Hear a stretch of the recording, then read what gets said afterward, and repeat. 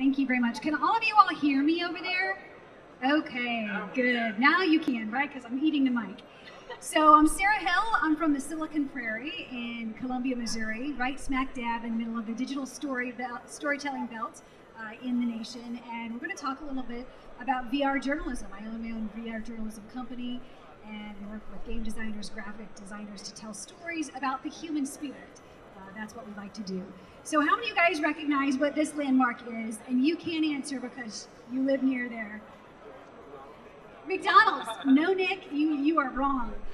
That is actually the St. Louis Arch, right? Well, we're going to talk a little bit about the story arc and the changing story arc when it comes to immersive video and 360-degree journalism. So StoryUp, we're a VR journalism social enterprise. We create 360-degree video stories for journalism and brands via an app, and we also do consulting work as well. We are one part journalism studio, one part brand studio as well that finances our journalism. If you look on the Washington Post this week, you will see a story that we just recently completed in Zambia about a group of individuals who have to crawl on the ground because they lack mobility. I am 360 out of Canada, one of our partners on that project, and you'll probably see Ryan Whitehead around here roaming as well. Our very first project, we got into VR through AR. So we had been doing live streaming tours via Google Glass for veterans who weren't able to physically travel to see their World War II memorial. So we captured the memorial in stereoscopic 360. Jaunt was our partner in that, and we bring it to the veterans' bedside. And those veterans are able to feel like they're at the memorial through cardboard, through Gear VR as well. And that project is continuing. If you go to honoreverywhere.com, chances are all of you guys have a Gear VR headset, right? Raise your hand if you have a Gear VR headset, right? A lot. You all could be sharing that memorial with the veterans by taking it into those nursing homes and assisted living centers, because we're losing those men and women at a rate of 500 a day nationwide. And those are some of the folks who helped put Honor Everywhere together. We have an old school distribution team. So distribution is essentially a problem right now, right? How do you have the ability to distribute your stories? We do it old school. We actually take the stories to those different places. And we're going to be talking here in a little bit about some of the tools that we use, specifically Mettle, Skybox, in order to create those stories. We have street teams that go out in the community. This is the Boys and Girls Club, where we're actually sharing VR with them, getting the headsets on them and getting them acclimated to it. Earlier this week, we were in a school bus, right, sharing VR with some kids in the education sector as well. So distribution isn't just online anymore, it's actually street teams going out and sharing this content with those individuals. So let's talk a little bit about VR storytelling and VR storytelling production. It's messy, right? VR is kind of like sausage in that it tastes great, but nobody wants to see it made, right? Because you have to stitch it, it has to go through six different software programs, and then once you're done there, you have to go through cloning ideas and a lot of post-processing. So it's not fun. These are called the black triangles of death. If you get them, you know that you shot on 2.7 instead of 2.7 4x3, and I'm sure some of you are probably shaking your head because that's happened to you before. One of the problems that we experienced with our journalism was this. It was a warped screen. We embed or nest a lot of fixed frame content inside the sphere. And a story that we were telling was about a group of veterans who have to live inside a veterans homeless shelter, or inside the woods because they lack access to a homeless shelter. So in VR, we could place the viewer inside the woods. They would have the ability to look all the way around and feel like they were there. But one of the things that we had issues in the production is that the square fixed frame content inside the sphere is not flat. It's not a square, right? It sticks to the side of the sphere. And so that's when we first reached out to Chris, and he told us that there was a solution for that, and it's called Skybox Mettle, and it had the ability to even out those edges so that people could see that content properly. One of the things for journalists, how many journalists do we have? Oh, awesome, great, in the room today. So the theory of a one-man band for journalists probably resonates with you. Journalists historically have been thought to have to be able to shoot, to edit, to report, and oh, by the way, cut a couple different versions and post all those versions on your social media sites, right? So a one-man band is very familiar for journalism, but with VR, you cannot put anything more on your back. So with VR, it really has to be an orchestra because you need not only a storyteller and a producer, perhaps a Unity or Unreal developer, a shooter cinematographer, a distribution partner, spatial audio, and a CG or special effects artist that we call in our shop a skyboxer. That's actually the name of their title. They skybox all of our stories. So here's an example of a story that we told, and we wanted to place people inside the shoes of someone who had experienced stroke. And in this particular family, and this particular story called She Went Away, we wanted to place them inside this individual's MRI so they could see her blurred vision.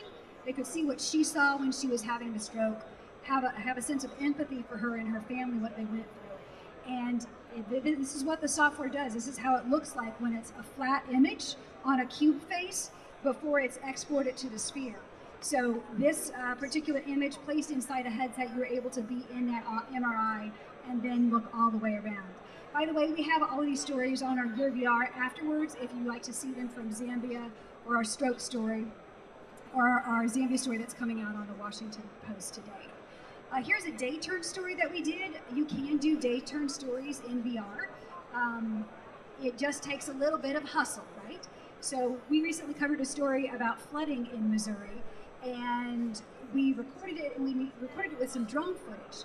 And we needed to suspend these 360 cameras from drones, and our drone operator said, "No way am I going to fly my drone with those 6 cameras underneath it over floodwaters," right? He was worried that he would lose it. So he shot the floodwaters fixed frame, and we nested it inside a sphere of a story about a flood victim who outside his backyard. But what we needed to do in this story was we needed to nest that fixed frame drone footage inside the sphere. And so that's something that Skybox allowed us to do. We put it in a software program, and then the opening shot, you see all the flooding, and then when you turn just to your right, you'll see drone footage as if you were flying across all of that flooding in there. So let's talk a little bit about the story arc. And the story arc has really changed, and yet stayed the same at the same time. The story arc, a beginning, a middle, and an end to a story. In VR and in an immersive environment, it's just a little bit different.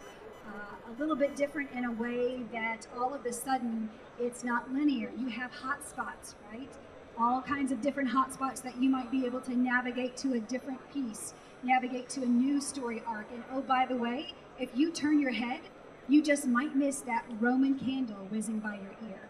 So the story arc, if you will, has exploded in a way that there is a really emphasis on storytellers on how do you direct the viewer's attention when they have the ability to look anywhere.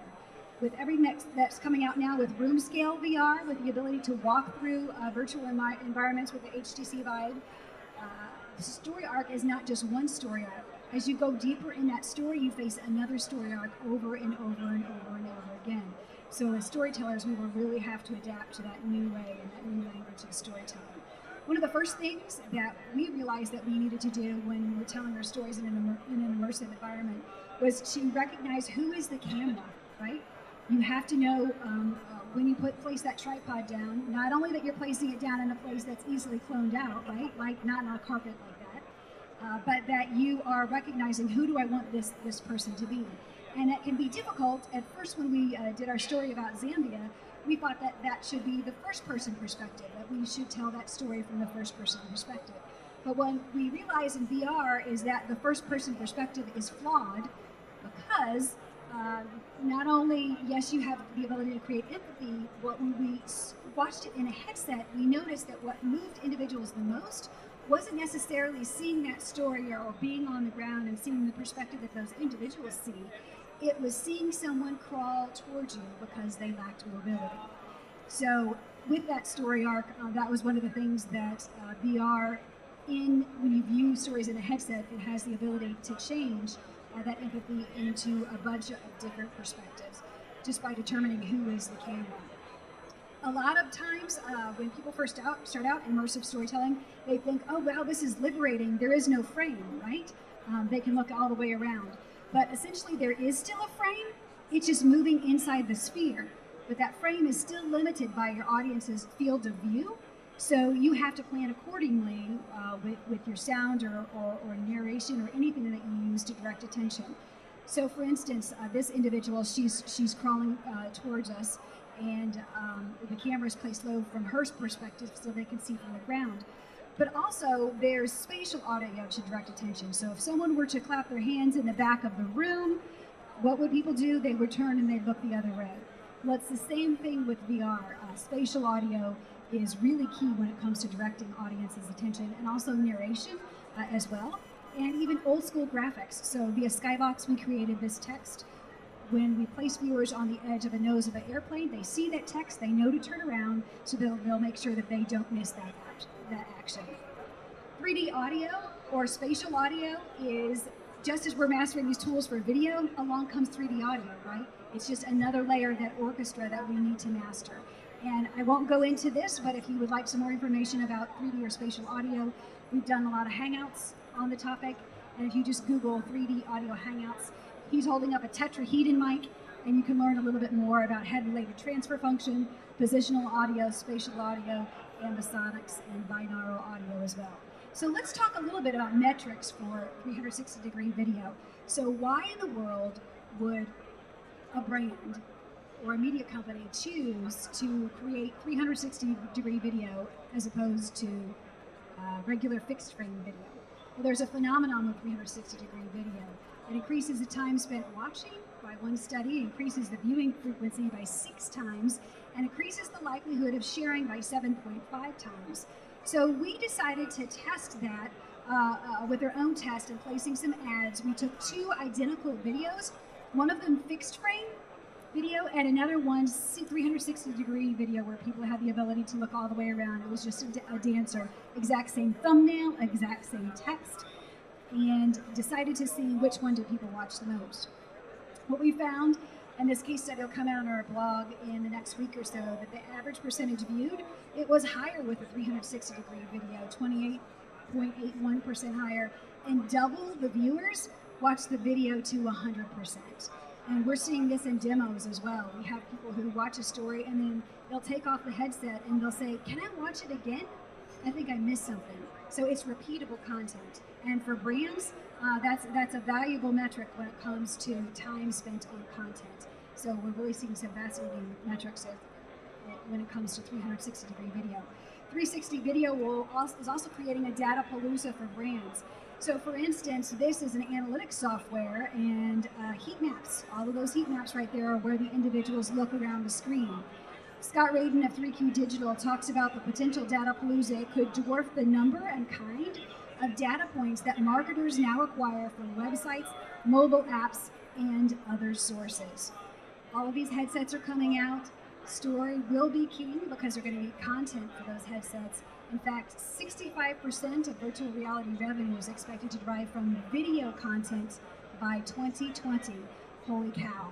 I'm sure you guys have seen these metrics so far from Goldman Sachs and BCC talking about the industry being a $105 billion business by 2025. Will that bear out? Who knows? But what we do know is that our media and communication is becoming a lot more human. Our media is no longer flat. We have the ability to step inside these worlds and step inside these stories and have a living, breathing conversation with some of these individuals inside the sphere. So storytelling inputs are making our media a lot more human. And let's talk about some of those storytelling inputs. Vestibular audio. How many of you guys have tried vestibular audio? Okay, there is a new kind of headset out from Samsung, and it's called the Entrum 4D. You put on the audio and you're able to, it works with your vestibular system, manipulates the nerve waves, and you feel like you are moving back and forth. So we were watching a video on a racetrack. They turned on the device and you could feel your body moving and swaying with the video. So imagine all of the editing that we have to do, that someday we might have to be putting vestibular audio or vestibular input inside our video so that the audience is actually able to feel some of those things. Crazy, all of those things that are coming down the pipe. Haptics, air pressure inside gloves, that perhaps when you're watching a story inside a game engine or outside, that you put up your hand and there's a wall, right? Well, that's a cue to the storyteller to turn the other direction so that they have the ability to see what you want them to see. So haptics, another input. Smell-o-vision, there are actually devices out there that you put scent cartridges inside these headsets, and you can smell all of these different places. That works. Looks like he's got a DK1 on right there. So bottom line, just as we had to make our websites responsive for mobile, so too will we have to make them responsive for VR.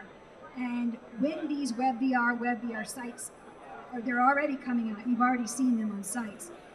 Few people are going to want to watch a flat video inside these immersive environments. So all of you video creators out there are smart, and in order to want to get into this business right now and create some of the spherical content, because the internet is no longer flat. It is the metaverse. And that's what's next.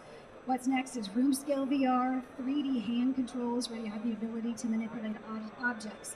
A great book that talks about the metaverse and a way that the future it might go is called Ready Player One. How many of you guys have heard or read Ready Player One? Yeah, Steven Spielberg just signed on to create the movie, so soon we'll all be hearing about this metaverse, which is the internet that you can step into. Suan has an all-in-one headset that's coming out that doesn't even require a mobile device, so how might that liberate us as storytellers and as content consumers in order to get that information? The light field cameras that are coming out that will allow us to walk around inside these VR spaces. Project Tango, Tilt Brush, and the HoloLens as well. We just ordered our HoloLens today, and we get it in 5 days, so we're really excited to see how Chris's products and how storytelling is conducted in an augmented reality environment. So I want to leave you with this quote from Johnny Ross of VR LA. We are turning a really big corner. It's fast, and it's gonna get weird. So on behalf of all of my team here, this guy on the left, by the way, is our Skyboxer. He's our game designer and our graphic designer, our social media person right there, our director of strategic partnerships, and our cinematographer, Ken Leha, as well. So this is the little planet, and you see the story arc above it. It doesn't matter the technology or the inputs or anything else that's coming down the pike. Story is and always will be king.